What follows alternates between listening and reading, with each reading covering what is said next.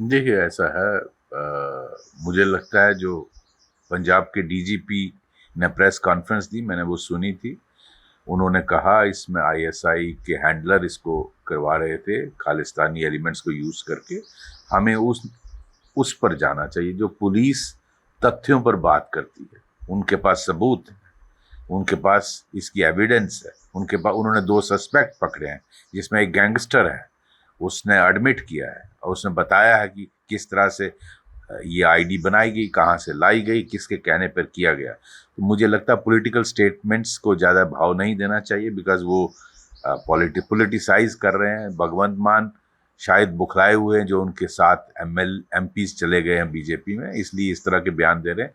हमें वो देखना चाहिए जो एक प्रोफेशनल एजेंसी पंजाब पुलिस बोल रही है, उनके हेड बोल रहे हैं, वही सही है। देखिए कल रात को जो दुखद घटना हुई, शुभेंदु अधिकारी जी जो अगले मोस्ट प्रोबेबली चीफ मिनिस्टर हैं, उनके पीए को इस तरह से एक प्लान तरीके से मार देना, उनका मर्डर करना, मुझे लगता है दिखाता है। और इसके साथ एक दिन पहले ही 2 बीजेपी के वर्कर्स की किलिंग हुई है।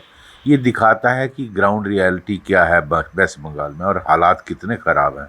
तो वहाँ जो भी नई सरकार आती है 1-2 दिनों में, उसकी पहली प्राथमिकता ये होनी चाहिए कि किस तरह से कानून व्यवस्था को सुधारा जाए, किस तरह से टोन अप किया जाए, लॉ एंड ऑर्डर को किस तरह से वहाँ हालात जो बिगड़े हुए हैं उनको सुधारा जाए, लोगों को रूल ऑफ लॉ लगना चाहिए, इंसाफ मिलना चाहिए, जिनके कत्ल हुए हैं, जिनके रेप्स हुए हैं, जिनको लूटा गया है, जिनके घरों को जलाया गया है, तो उन सब को इंसाफ मिलना चाहिए।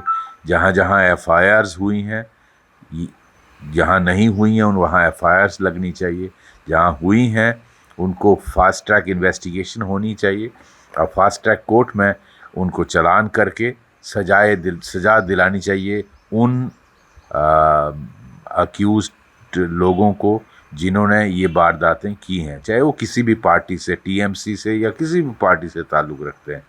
तो एक रूल ऑफ लॉ परवेल करना चाहिए, एक सेंस ऑफ सिक्योरिटी आनी चाहिए। तो सबसे पहली प्राथमिकता मेरे हिसाब से ये होनी चाहिए।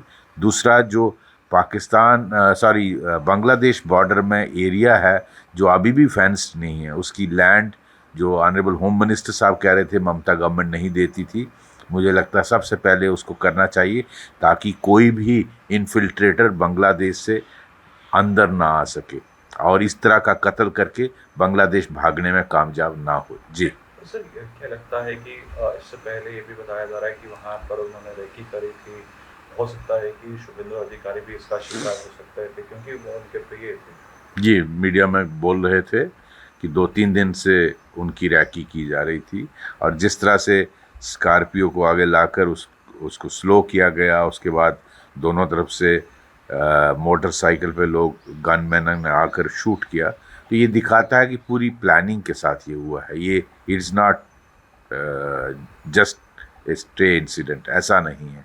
ये फुली प्रॉपरली प्लान्ड, रैकीड और उसके हिसाब से किया गया है, एक प्रोफेशनल मर्डर तरीके से किया गया। तो ऐसे लोगों को पकड़ना, अगर वो बांग्लादेश भी गए हैं, उनको छोड़ना नहीं चाहिए और इनके खिलाफ कानूनी कार्रवाई होनी चाहिए, इनके खिलाफ जो सख्त से सख्त सजा इनको मिलनी चाहिए। जी सर, आज पहली एनिवर्सरी है ऑपरेशन सिंदूर को लेकर प्रधानमंत्री नरेंद्र मोदी ने भी ट्वीट करा है और देश के रक्षा मंत्री हो, देश के गृह मंत्री हों, सभी ने जो है सेना के इस प्रक्रम को जो है सराहा है और सल्यूट जो है सभी ने इनके कार्य को सराहा है। किस तरह से देखते हैं आप सब? मुझे लगता है बिल्कुल सही। प्रधानमंत्री जी और रक्षा मंत्री जी जो कह रहे हैं, बिल्कुल पूरा देश गर्व करता है अपनी आर्म फोर्सेस पे, जिस तरह से उन्होंने ऑपरेशन सिंदूर को अंजाम में लाया। और देश ही क्या, इंटरनेशनल एक्सपर्ट्स जो इस पे कमेंट करते हैं कि जिस प्रिसीजन के साथ, जिस आत्मनिर्भर टेक्नोलॉजी, जो इंडिजिनस टेक्नोलॉजी का इस्तेमाल करके जिस तरह से पाकिस्तान को घुटने पे लाया, मैं समझता हूँ वो सराहनीय है।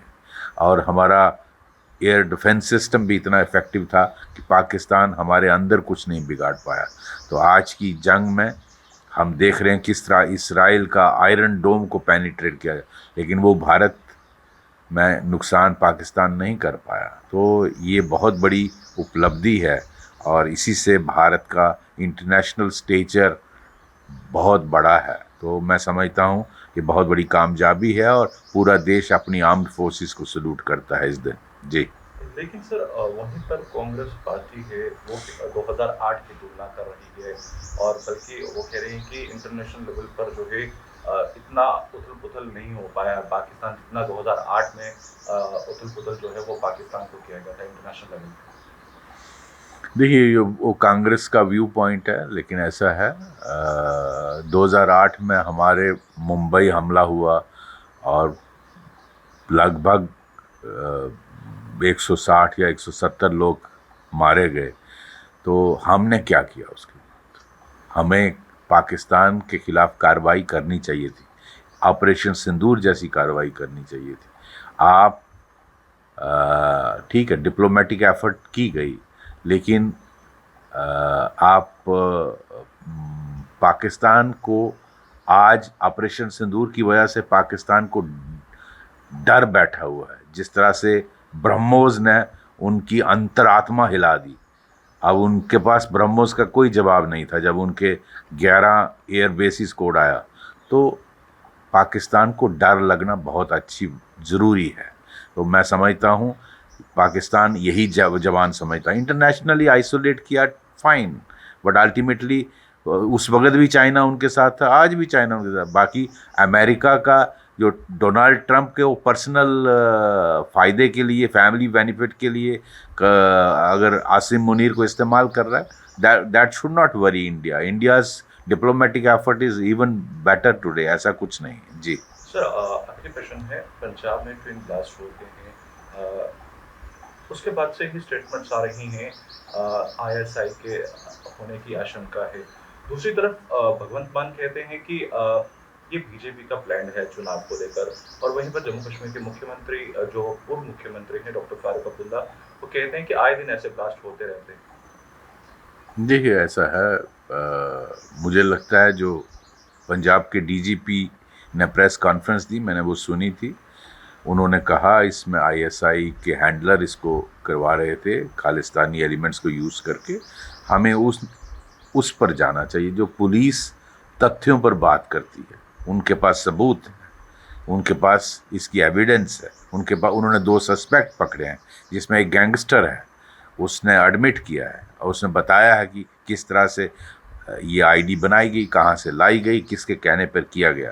तो मुझे लगता है पॉलिटिकल स्टेटमेंट्स को ज़्यादा भाव नहीं देना चाहिए, बिकॉज़ वो पॉलिटिसाइज़ कर रहे हैं। भगवंत मान शायद बुखलाए हुए हैं जो उनके साथ एमपीज़ चले गए हैं बीजेपी में, इसलिए इस तरह के बयान दे रहे हैं।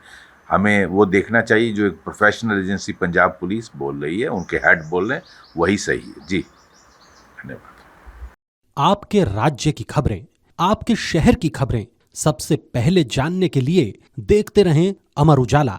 चैनल को सब्सक्राइब जरूर कर लें और पाएं हर अपडेट।